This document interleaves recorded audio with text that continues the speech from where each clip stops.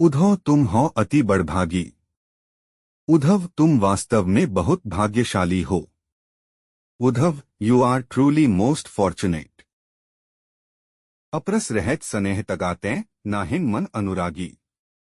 तुम स्नेह के बंधन से अछूते रहते हो और तुम्हारा मन किसी से अनुराग नहीं करता। You remain untouched by the bonds of affection and your heart does not develop attachment to anyone. पुरैनी पात रहत जल भीतर तारस देह न दागी। जैसे कमल का पत्ता पानी में रहते हुए भी उससे गीला नहीं होता, उसी तरह तुम्हारे शरीर पर किसी भी रस का प्रभाव नहीं पड़ता। Just as a lotus leaf remains in water but does not get wet, similarly no emotion or affection leaves a mark on you. ज्यों जल माहर तेल की गागरी बूंद न ताको लागी। जैसे पानी के भीतर तेल से भरी गागर रहती है लेकिन दोनों आपस में नहीं मिलते, वैसे ही तुम्हारे ऊपर प्रेम का कोई प्रभाव नहीं पड़ता। Just as a pot filled with oil remains in water but the two do not mix, similarly love does not touch you. प्रीति नदी में पाँव न बोरियो, दृष्टि न रूप परागी। तुमने प्रेम की नदी में कभी अपने पाँव भी नहीं डुबोए और तुम्हारी दृष्टि भी रूपर्स पर नहीं जाती। You have never dipped your feet in the river of love and your gauge never false upon beauty और इट्स चार्म। सूरदास अबला हम भोरी गुरचाटी ज्यों पागी। सूरदास हम अबला और भोली हैं जिन्हें गुरु की कड़ी शिक्षा ने और भी भ्रमित कर दिया है, जैसे दूध फटने पर दही बन जाती है। Surdas We are weak and naive, and the harsh teachings of the Guru have only confused us further, like milk curdling into yogurt.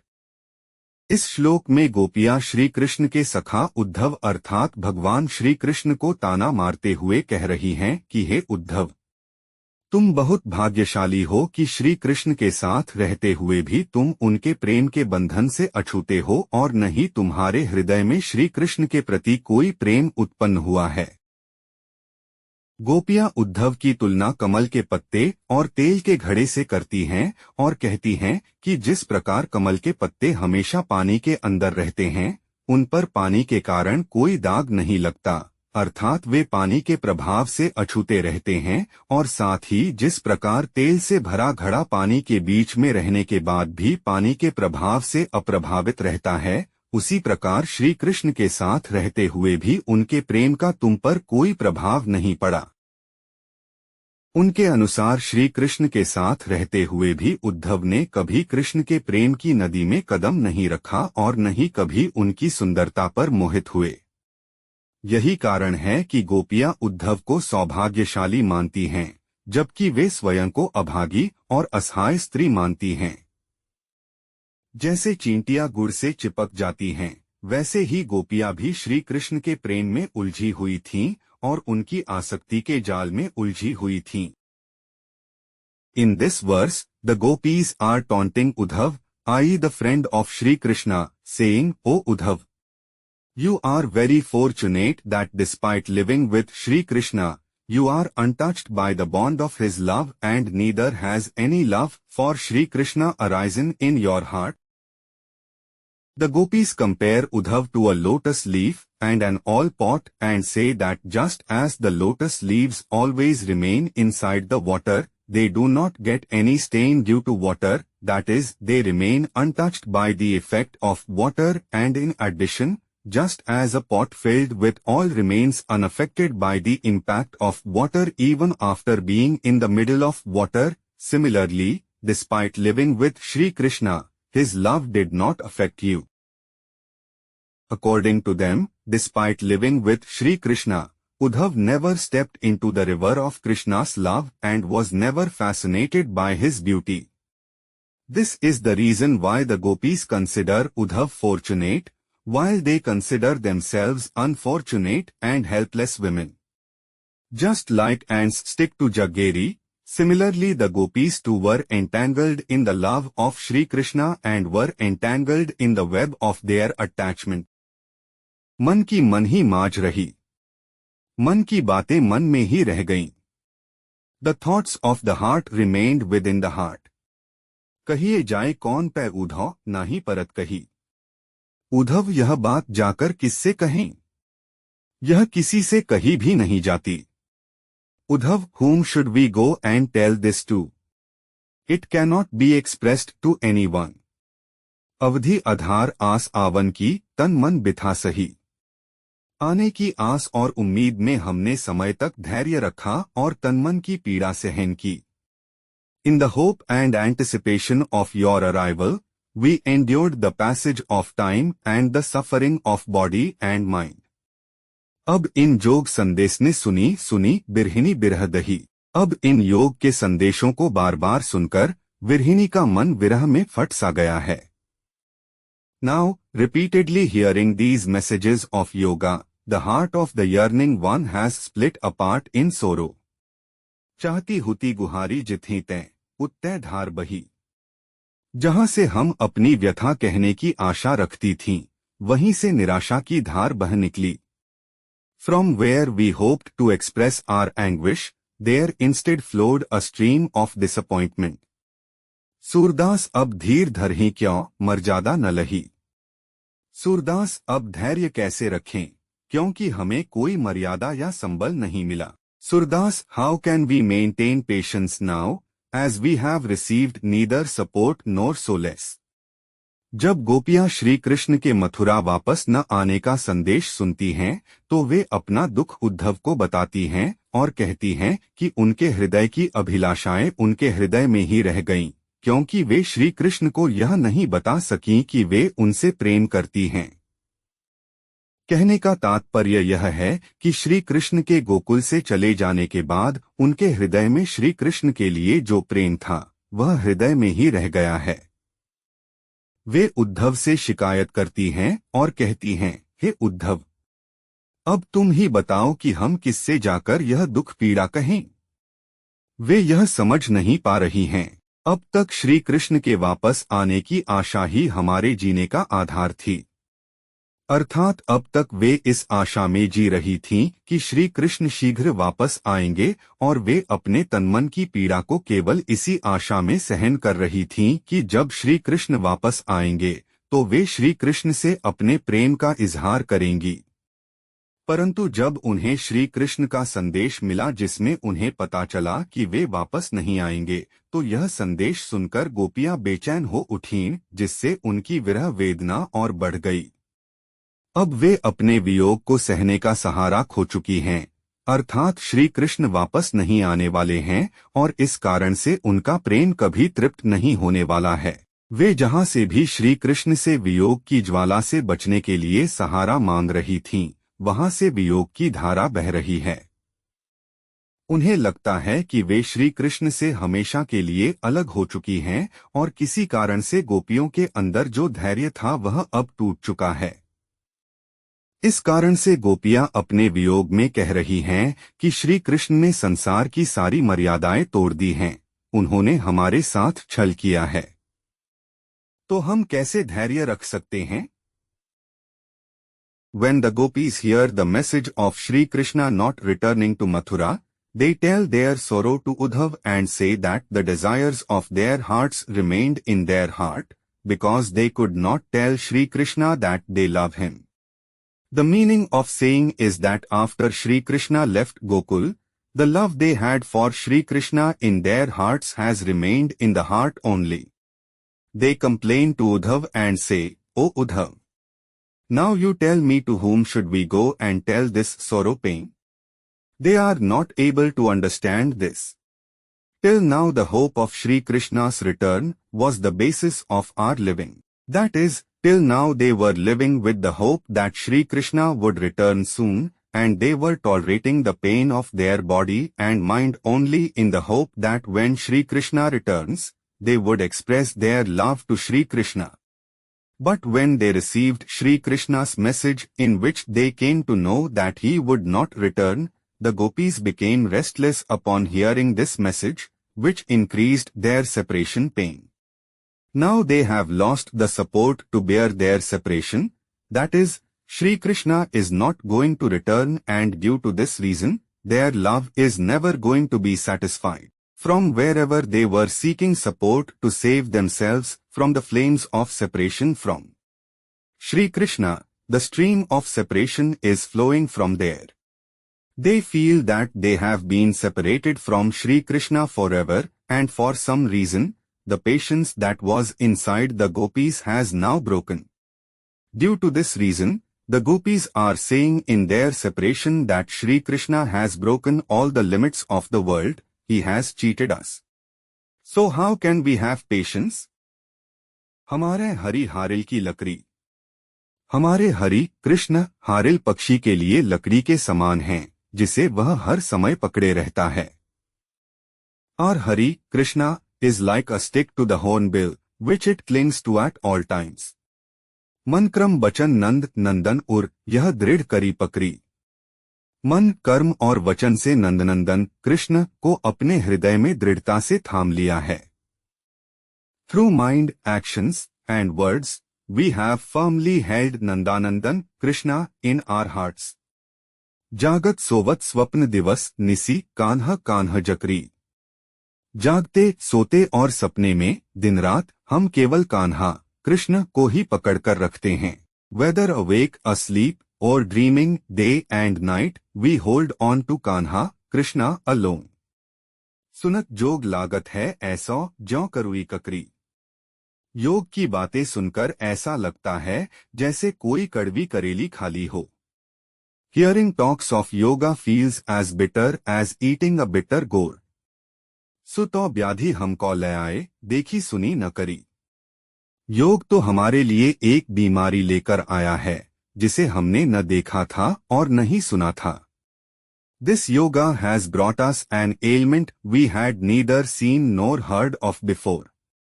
यह तो सूर तिन्हे लै सौंपो, जिनके मन चक्री। सूरदास, यह योग उन लोगों को सौंप दो, जिनका मन चक्र की तरह घूमता रहता है। Surdas, give this yoga to those whose minds are ever restless, like a spinning wheel. इस श्लोक में गोपियां बचे हुए लोगों से कहती हैं कि हमारे श्री कृष्ण हमारे लिए ओखल पक्षी की लकड़ी के समान हैं।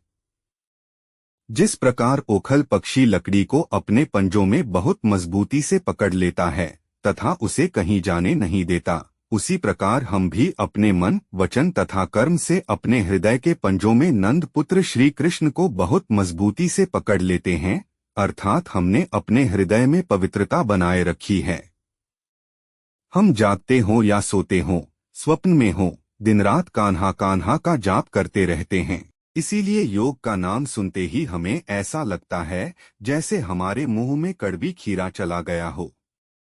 जिस योग रोग के लिए आप हमारे पास आए हैं, उसे हमने न तो पहले देखा है, न सुना है, न ही व्यवहार में कभी देखा है। सूरदास गोपियों के माध्यम से कहते हैं कि तुम ही इस योग को आकर्षित करती हो, अन्य मनों के लिए यह दास के समान है। अर्थात हमारा मन स्थिर है, वह सदैव श्री कृष्ण के प्रेम में रहता है। इस संदेश का हम पर कोई प्रभाव नहीं पड़ने वाला है। In this verse, the gopis tell the survivors that our Shri Krishna is like the wood of the hale bird for us. Just as the hale bird holds the wood very firmly in its claws, and does not let it go anywhere, in the same way, we also hold Nanda Putra Shri Krishna very firmly in the claws of our hearts with our minds, words and deeds, that is, we have kept purity in our hearts. We keep on reciting Kanha Kanha whether we are awake or asleep, in our dreams and day and night. That is why the very mention of the name of Yog seems to us as if a bitter cucumber has gone into our mouth. The disease of Yog for which you have come to us, we have neither seen it before, nor heard about it, nor have we ever seen it in practice. Surdas says through the gopis that you alone attract this Yog. For the other minds it is like a servant. That is, our mind is stable, it always remains in the love of Shri Krishna. This message is not going to have any effect on us. Hari है राजनीति पढ़ी आए। हरि कृष्ण राजनीति पढ़कर आए हैं। Hari Krishna has studied politics. समुझी बात कहत मधुकर के समाचार सब पाए। मधुकर भंवरे की तरह सब बातें समझते हुए हरि ने सारी खबरें प्राप्त कर ली हैं। Like a bee that understands everything, Hari has gathered all the information. एक अति चतुर होते पहले ही अब गुरु ग्रंथ पढ़ाए। वे पहले से ही अत्यंत चतुर थे, अब उन्होंने गुरु ग्रंथों का अध्ययन भी कर लिया है। He was already extremely clever, and now he has also studied the sacred texts. बढ़ी बुद्धि जानी जो उनकी, जोग संदेश पठाए। उनकी बढ़ी हुई बुद्धि को देखकर योग का संदेश भेजा गया। Recognizing his heightened wisdom, the message of yoga was sent to him.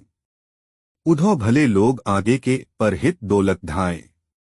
Uddhav भले लोग दूसरों की भलाई के लिए आगे बढ़कर दौड़ते हैं। Uddhav noble people rush forward to work for the welfare of others. अब अपने मन फेर पाए है, चलत जो होते चुराए। अब वे अपना मन वापस पा लेंगे, जिसे चलते समय उनसे चुरा लिया गया था। Now they will regain their hearts, which were stolen from them while departing. ते क्यों अनीति करें आपुन, जे और अनीति छुड़ाए। जो दूसरों की अनीति को दूर करते हैं, वे स्वयं अनीति क्यों करेंगे। Those who remove injustice from others, why would they commit injustice themselves? राजधर्म तो यह सूर जो प्रजा न जाहि सताए। सूरदास राजधर्म तो यही है कि प्रजा को किसी प्रकार से कष्ट न पहुंचे। Surdas the true duty of a ruler is that no harm should come to the people. इस छंद में गोपियां असुरक्षित अविश्वास भरे भाव से कहती हैं कि श्री कृष्ण ने राजनीति का पाठ पढ़ लिया है। मधुकर अर्थ के माध्यम से सारी खबर ले लेता है और माध्यम के माध्यम से इंजन तक संदेश भी पहुंचा देता है। श्री कृष्ण पहले से ही बहुत चतुर थे, अब गणितज्ञ ने भी शायद राजनीति का शास्त्र पढ़ लिया था, जिस कारण वह और अधिक बुद्धिमान हो गया है और उसने योग का संदेश भेजा है। हे पहले लोग बहुत अच्छे थे और स्काउट को खोजने के लिए दौड़े चले आते थे। यहाँ गोपियां श्री कृष्ण की ओर इसलिए इशारा कर रही हैं क्योंकि उन्हें लगता है कि अब श्री कृष्ण बदल गए हैं। गोपियां कहती हैं कि मथुरा जाते समय श्री कृष्ण हमारा मन अपने साथ ले गए थे और अब उन्हें इसे हमें वापस कर देना चाहिए। वह हमें अन्याय से बचाते हैं, तो हमारे साथ अन्याय क्यों कर रहे हैं। सूरदास के शब्दों में गोपियां कहती हैं कि हे उवे, राजधर्म कहता है कि पन्ना के साथ अन्याय नहीं करना चाहिए और न ही उसे प्रताड़ित करना चाहिए। तो योग का संदेश लेकर श्री कृष्ण के पास आइए और स्वयं देखिए। In this stanza the gopis say in an insecure, distrustful manner that Shri Krishna has read the lesson of politics. Madhukar takes all the news through the meaning of you and also sends the message to the engine through the medium. Shri Krishna was already very smart. Now the mathematician probably had also read the scripture of politics, due to which he has become more intelligent, and he has sent the message of Jag Yoga. Earlier people were very good and used to come running to find the scout. Here the gopis are pointing towards Shri Krishna because they feel that now Shri Krishna has changed. The gopis say that while going to Mathura, Shri Krishna had taken our mind with him and now he should return it to us. He saves us from injustice, so why is he doing injustice to us? In the words of Surdas, the gopis say that Rajdharma says that injustice should not be done to the emerald and neither should it be tortured. So come back to Shri Krishna with the message of yoga and see for yourself. इस पाठ में सूरदास के ग्रंथ सूरसागर के भ्रमर गीत से 4 श्लोक दिए गए हैं। मथुरा जाकर श्री कृष्ण स्वयं वापस नहीं लौटे बल्कि उषा के माध्यम से गोपियों को संदेश भेजा कि वे अब वापस नहीं आएंगे। उन्होंने गोपियों को भी श्री कृष्ण का संदेश सुनाया और उन्हें निर्गुण ब्रह्मा की उपासना करने का उपदेश दिया, अर्थात श्री कृष्ण को अपने प्रति गोपियों की आसक्ति तोड़नी थी। इसलिए उन्होंने कहा कि उन्होंने भगवान अनादि के माध्यम से गोपियों को संदेश दिया है, वे अनंत हैं, वे न तो जन्म लेते हैं और न ही मरते हैं, इसलिए उन्हें आसक्ति त्याग देनी चाहिए और योग का सहारा लेकर अपनी विरह वेदना को शांत करने का प्रयास करना चाहिए। लेकिन गोपियों ने ऐसे ज्ञान के मार्ग के बजाय प्रेम के मार्ग को प्राथमिकता दी, इसलिए उन्हें श्री कृष्ण द्वारा लाया गया यह सुखद संदेश पसंद नहीं आया। जब उषा और गोपियां बातें कर रही थीं, तो वहां एक अजनबी व्यक्ति आ पहुंचा। भ्रमर गीत शुरू होता है। गोपियों ने भ्रमर के ओही का मजाक उड़ाया। उषा और गोपियों के बीच हुए इस विवाद का एक अंश यहाँ प्रस्तुत 4 ग्रंथों में दर्शाया गया है। In this lesson 4 verses are given from Bhramar Geet of Surdas book Sursagar. After going to Mathura, Shri Krishna did not return himself but sent a message to the gopis through Usha that he would not return now. He also conveyed the message of Shri Krishna to the gopis and preached to them to worship Nirgun Brahma. That is, Shri Krishna had to break the attachment of the gopis towards him, so he said that he gave the message to the gopis through God Anadi, he is infinite, he neither gives birth nor dies. So they should give up attachment and try to calm their separation pain by resorting to yoga. But the gopis preferred the path of love instead of such a path of knowledge. That is why they did not like this pleasant message brought by Shri Krishna. When Usha and the gopis were talking, a stranger arrived there. Bhramar Geet begins. The gopis made fun of Bhramar's ohi. Part of this dispute between Usha and the gopis is depicted in the 4 texts presented here. Dear students, if you found this explanation helpful, please share this video with your friends so they can also benefit from it. I've included links to summaries of other lessons in the description. Be sure to check those out as well. For more lesson explanations, don't forget to subscribe to our channel.